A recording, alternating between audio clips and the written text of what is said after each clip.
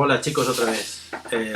La segunda clase de las corona clases, pues vamos a seguir con el tema del Renacimiento. Como vimos ayer, hay dos etapas muy fáciles de distinguir, porque son la primera mitad del siglo es la primera mitad del Renacimiento y la segunda mitad del siglo se corresponde a la segunda mitad del Renacimiento. Hay características distintas en cada una de las dos partes, como ya dijimos ayer.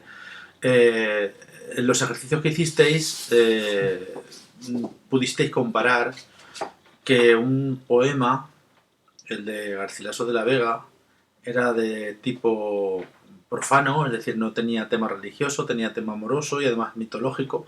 Y en el otro tema, el otro poema, era de San Juan de la Cruz y era de tema religioso, aunque aparentemente era un tema amoroso, pero derivado a lo religioso.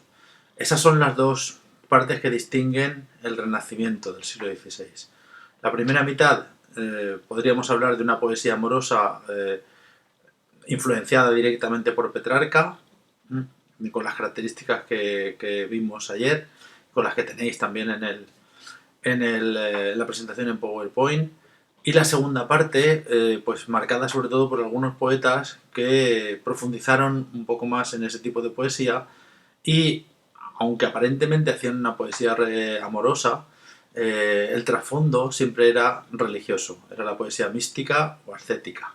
Bien, pues de la primera mitad del siglo XVI nombramos ayer a un personaje, a un poeta, que es el fundamental de esta época, el más importante, es Garcilaso de la Vega. Garcilaso de la Vega es el modelo de hombre renacentista, el modelo de poeta renacentista. ¿Por qué? Porque en la época primaba mucho el ser hombre de letras, pero también ser hombre de armas. Es decir, manejar la pluma y manejar la espada.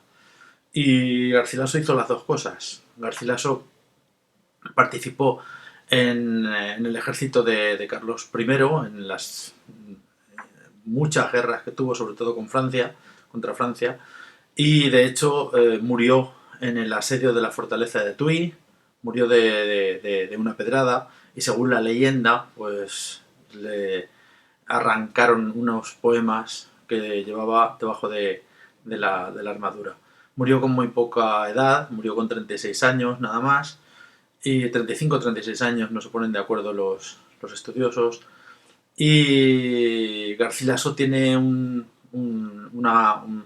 conjunto de poemas que es el que da cauce a toda la poesía renacentista del siglo XVI en España. Fue el poeta admirado posteriormente por todos los poetas del siglo XVI y del siglo XVII.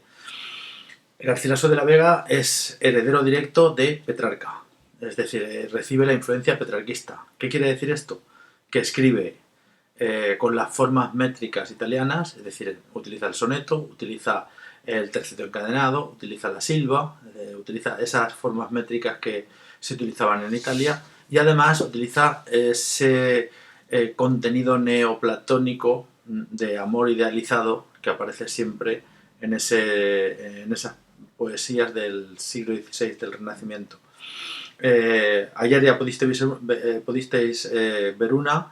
Eh, en la tarea que os voy a mandar se trata de que leáis otra que aparece en el libro también y que elaboréis los ejercicios a partir de esto que os estoy diciendo y sobre todo de las características que marcan su poesía.